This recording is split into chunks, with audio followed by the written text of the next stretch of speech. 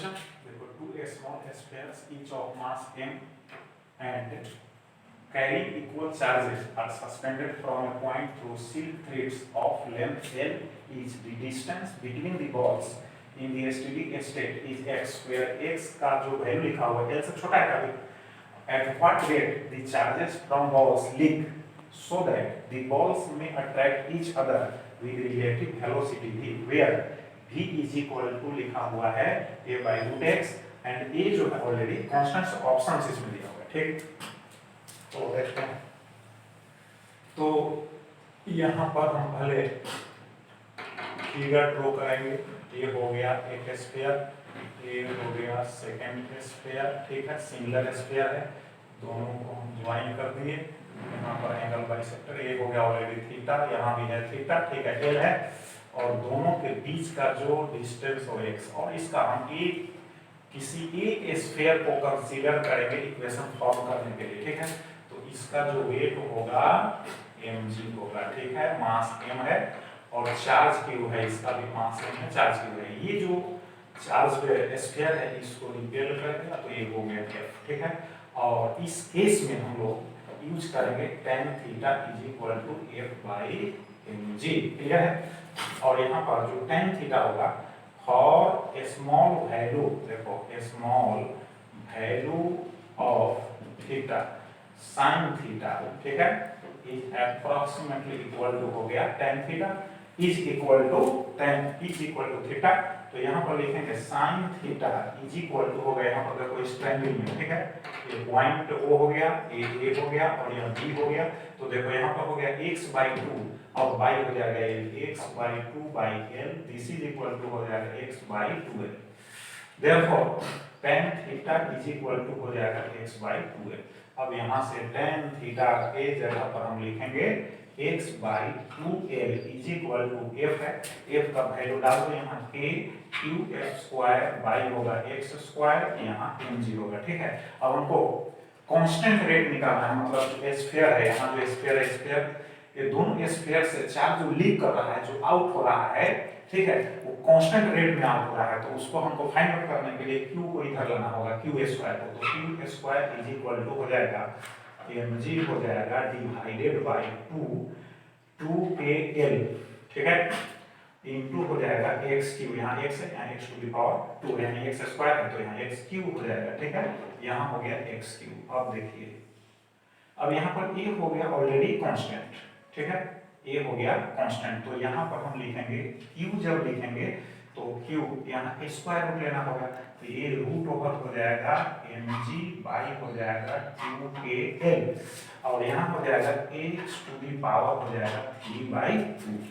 अब देखो इसके बाद ये तो ऑलरेडी कांस्टेंट हो गया. अब यहाँ पर लिख सकते हैं देयरफॉर जो q होगा वो प्रोपोर्शनल टू होगा x टू द पावर 3/2. अब इसको डिफरेंशिएट कर दो. ठीक है, टाइम के रेस्पेक्ट में, तो हो जाएगा dq/dt इज प्रोपोर्शनल टू हो गया, यहाँ हो जाएगा 3/2 x to the power 3/2 minus 1 into हो जाएगा dx बाई होगा dt. तो dq/dt इज प्रोपोर्शनल टू 3/2, यहाँ हो जाएगा x to the power 1/2 into dx by जो dt है वो हो गया v. अब देखो इसको ऐसे लिख सकते हो dq/dt is proportional to 3/2 root x हो गया, यहाँ हो गया v. क्वेश्चन में दिया हुआ है, देख लो v इज इक्वल टू है a बाई रूट x है, तो therefore root x is equal to हो जाएगा a बाई v. यहाँ पर डाल दो dq बाई हो गया dt इज प्रोपोर्शनल टू 3/2 हो गया. रूट x के जगह पर हो जाएगा a बाई v हो गया इनटू v है, dv कैंसिल हो जाएगा. तो dq/dt जो होगा प्रोपोर्शनल टू होगा 3/2a और यहाँ पर जो है अब देखें, और यहाँ पर जो कांस्टेंट है अब उसका हम यूज करेंगे. तो देयरफॉर dq/dt यहाँ पर कांस्टेंट को रिमूव किए थे इज इक्वल टू हो जाएगा 3/2a और ये जो कांस्टेंट यहाँ पर यूज होगा वो हो जाएगा रूट ओवर mg बाई होगा 2kL. अब ऑप्शन में देख लो, करेक्ट ऑप्शन मिल जाएगा.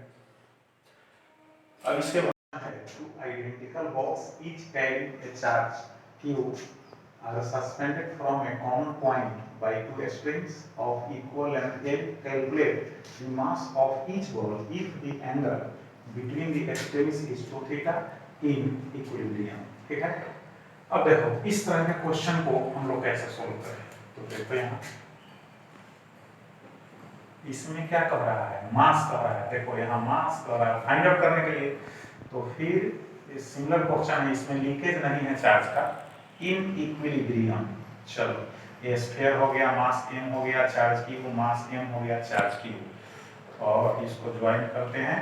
ये जो डिस्टेंस है ये हो गया डिस्टेंस x, ठीक है, और टोटल एंगल 2 थीटा है, तो इसका बाइसेक्टर को हम ड्रॉ कर देंगे। इधर हो गया थीटा, इधर हो गया थीटा, पॉइंट ऑफ सस्पेंशन में एल हो गया, इधर एल हो गया, ठीक है। अब हम किसी एक स्फीयर को हम बार-बार कर रहे हैं, इस तरह के क्वेश्चन में हम किसी एक स्फीयर को ही कंसीडर करेंगे इक्वेशन फॉर्म करने के लिए। तो देखो हो गया ये जो चार्ज है, चार्ज स्फीयर है, पॉजिटिव है, यदि चार्ज स्फीयर पॉजिटिव है तो ये इसको रिपेल करेगा, तो ये हो गया फोर्स ऑफ रिपल्शन F।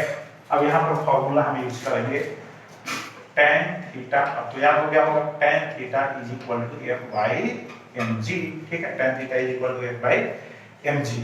अब यहाँ पर F इज इक्वल टू कितना होगा, K होगा, K होगा Q स्क्वायर अपॉन होगा x स्क्वायर, यहाँ पर होगा mg, सॉरी यहाँ पर mg अब भी नहीं, केवल हम f का वैल्यू लिख रहे हैं, तो यहाँ हो गया F is equal to K Q square by हो गया x स्क्वायर। अब इसके बाद अब हम लिखेंगे therefore tan theta is equal to हो जाएगा K Q स्क्वायर बाई हो जाएगा x स्क्वायर हो जाएगा mg। tan theta is equal to K Q square by x square हो गया mg। अब इसके बाद हमको निकालना है मास, ठीक है, मास निकालेंगे। अब x जो है इसमें x मेंशन इसमें नहीं है, इस क्वेश्चन में x जो है लेटर जो डिस्टेंस है दोनों स्फीयर के बीच में, इसमें मेंशन नहीं है। इसमें मास हमको फाइंड आउट करना है, लेंथ L मेंशन है, एंगल दोनों के बीच यहाँ पर जो एंगल बन रहा है वो 2 थीटा मेंशन है, ठीक है। तो हम x तो हम अपने से सपोज किया डिस्टेंस, कोई y ले सकता है, कोई z ले सकता है, कोई t ले सकता है, तो इस केस में x को हमको रिमूव करना होगा, ठीक है। तो x को रिमूव करेंगे, देखो यहाँ sin theta is equal to होगा इस ट्रायंगल में लो चाहे इस ट्रायंगल में, प्रत्येक जो है इनमें से प्रत्येक जो है राइट एंगल ट्रायंगल है, तो यहाँ पर ले लो x बाई हो जाएगा 2 बाई होगा l, इसमें ये टोटल डिस्टेंस x है तो ये हाफ हो गया x बाई 2, तो यहाँ हो जाएगा x बाई होगा 2l, ठीक है। तो therefore x is equal to कितना हो जाएगा 2l sin थीटा हो गया। अब हम x को रिमूव करेंगे क्योंकि x को क्वेश्चन में मेंशन है ही नहीं, तो अब यहाँ देखो tan थीटा यहाँ से ले आओ, tan theta is equal to हो गया k है q स्क्वायर अपॉन कितना x स्क्वायर है, तो x स्क्वायर है तो x का वैल्यू यहाँ हम रख देंगे, तो हो जाएगा 4l स्क्वायर हो जाएगा sin स्क्वायर थीटा इनटू होगा यहाँ mg, ठीक है। अब x स्क्वायर इसमें से तो समाप्त हो गया। अब यहाँ पर हमको निकालना है मास निकालना है, ठीक है। तो यहाँ पर मास तो है ऑलरेडी, मास यहाँ लाएंगे, तो therefore m is equal to हो जाएगा ऐसे क्रॉस मल्टीप्लाई कर देंगे, ठीक है।